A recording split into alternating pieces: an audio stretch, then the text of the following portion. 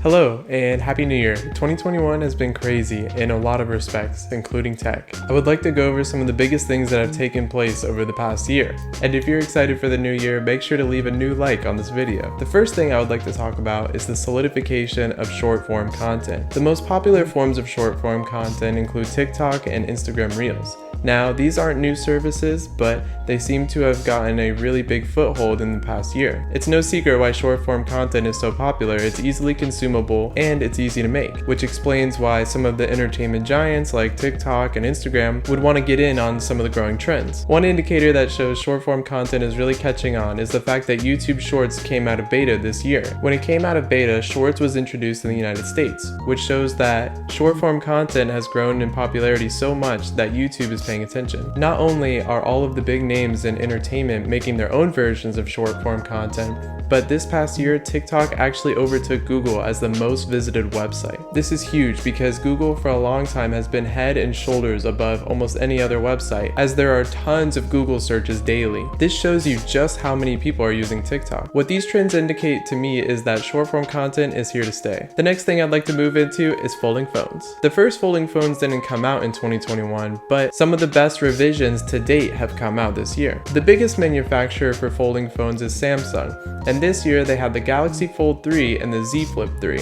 It's good that these versions have come out this year because it shows that Samsung is sticking with the folding phone and not abandoning the form factor. A big indicator of folding phone's success comes from Samsung's sales reports. Samsung stated that the folding phone sales for the first month of 2021 were more than triple that of the entire year in 2020, which makes me think that folding phones have grown in success over time. Folding phones are still not close to being budget, as the Z Flip 3, which is the cheaper model of folding phone from Samsung, still comes in at $1,000 new. This trend is really interesting to me because a form factor, which is folding phones, was abandoned a very long time ago, and for a while now we've gotten used to the single slab kind of form factor for a smartphone, and the folding phones from Samsung have indicated that there is now a comeback for this form factor. If Samsung's sales continue to grow, I'm sure we can expect the folding form factor to be here to stay. The third thing that was huge in 2021 were meme stocks and coins. This is something that started very early on in 2021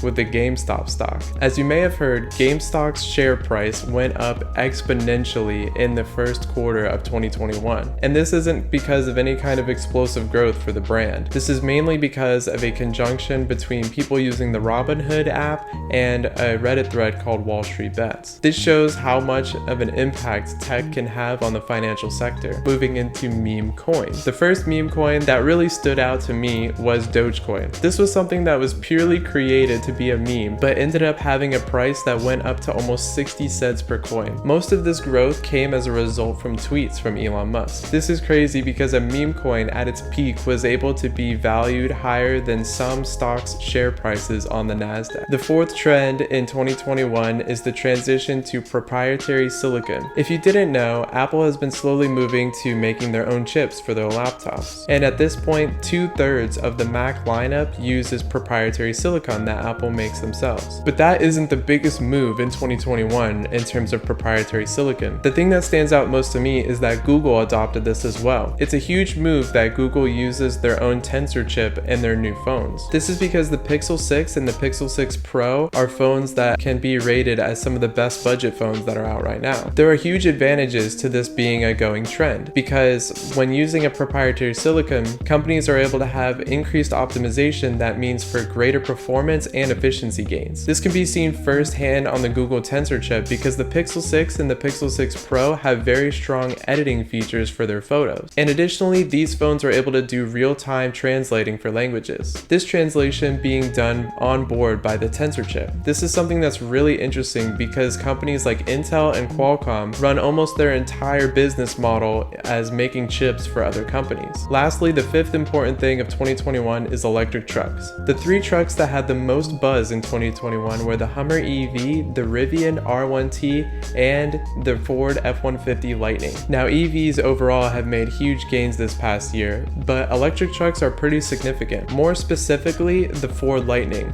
This is because the F-150 has been the best-selling vehicle in the United States for the past 44 years. So now that Ford has made a move to make an electric pickup truck, you can imagine that the amount of electric vehicle users is going to go up exponentially once they're finally able to be delivered, because as of late there have been huge delays in the production of electric trucks. This all goes along with the fact that other manufacturers have said that they will have a full electric lineup in the future. I think that the Ford F-150 Lightning will have a very large impact on the EV space, but I'm pretty sure that the Rivian R1T is going to be the first one to come out. This is something that I think will have huge implications for the future, because if electric vehicles can maintain a lot of market share, then that means that right now we're in a year of a whole nother generation of vehicles.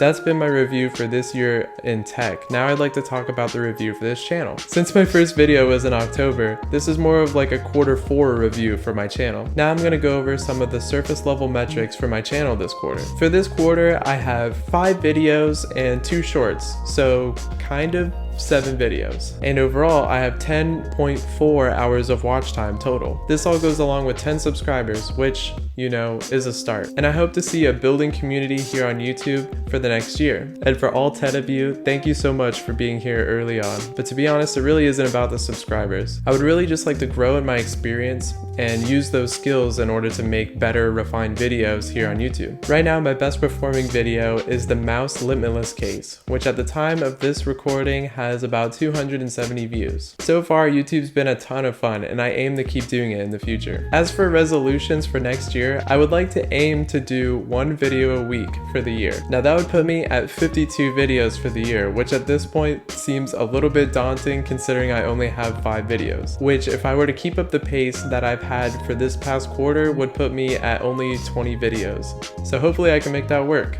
But aside from just making more videos, I also want to make better videos. As I go along, I've been trying to refine the process in order to make better videos for you to watch. That's been it. I hope you enjoyed my review of this past year in tech and also this past quarter in my channel. Make sure to leave a like if you liked it, and if you're not subscribed, there should be a little button over here or over here. And if you don't see it, it's the big red button below this video. Thank you so much for watching, and Happy New Year.